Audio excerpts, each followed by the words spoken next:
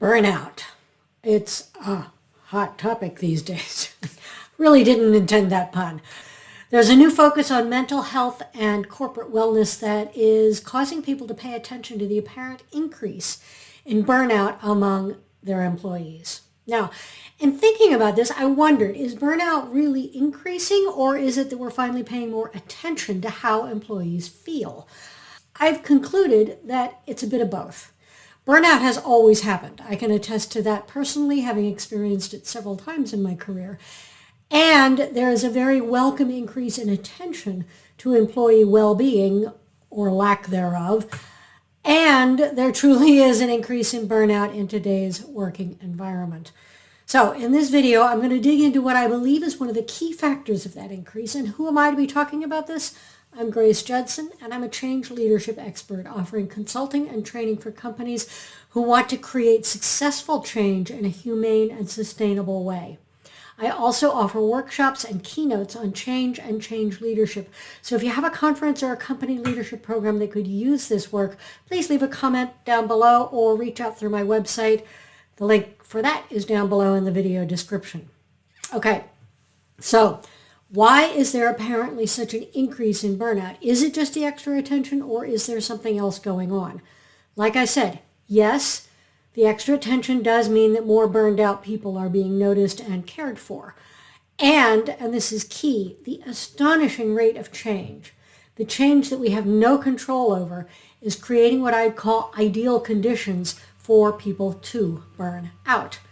The human brain does not like change. If you've ever tried to change something in your life or have been part of a change initiative in your organization, you've undoubtedly noticed that it can be confusing, overwhelming, and awkward, even when it might also be intriguing and exciting. There's good reason for that. Change requires us to learn new things, and that means creating new connections in the brain and deal with all the accompanying uncertainty. It's a lot easier to change when it's something we want to be doing differently, and it's something we have at least some control over in terms of whether we change, how we change, and what the time frame is for the change. It's harder when change blindsides us, like the pandemic, or the sudden arrival of ChatGPT, and so on, or when it's mandated from above by our senior leadership within organizations. And when change just keeps coming, as it has been for more than a few years now, people do burn out. Exhaustion, slow reaction times, slower thinking, struggle with completing tasks that normally would be easy, irritability, kind of a feeling of, I don't really care.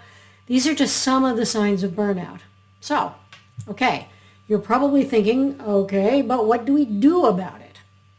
Obviously, unfortunately, we can't slow the rate of change. That's not something any of us can control.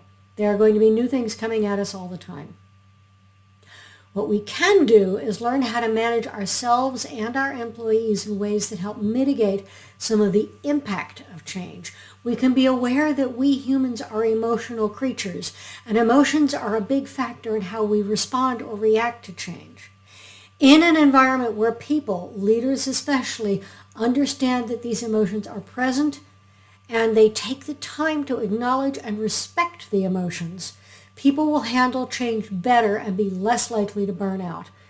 And leaders who communicate fully and honestly about what is happening and why, the context for the change, can also invite two-way conversations that will clarify the change project and actually make it better and more likely to succeed. We can be aware that the typical answers to burnout are not helpful. Burnout is not fixed by a vacation or a spa day or a bubble bath. To solve the problem of burnout, we must understand that it's a systemic issue, which goes back to what I just said about how leaders handle the change process.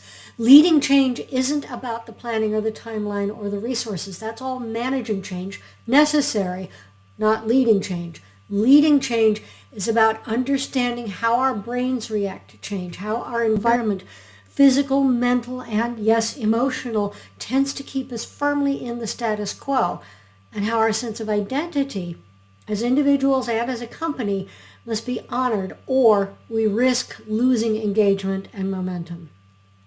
When we understand these factors, we have tools available to help mitigate the overwhelm that leads to burnout.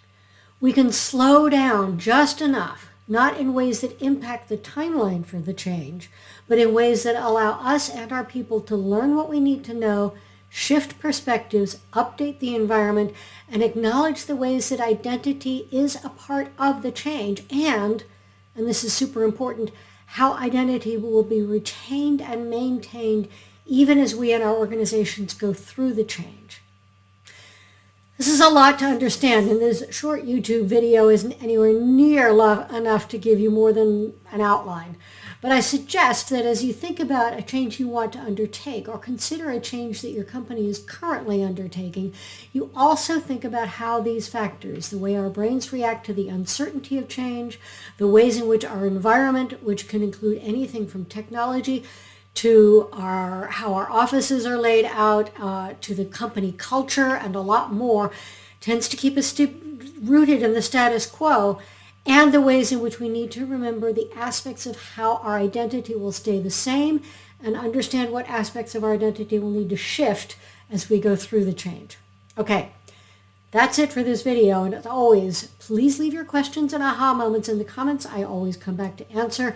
I do want to say that if you want any help working through any of this, there are links in the description down below to more information and ways that I can help you.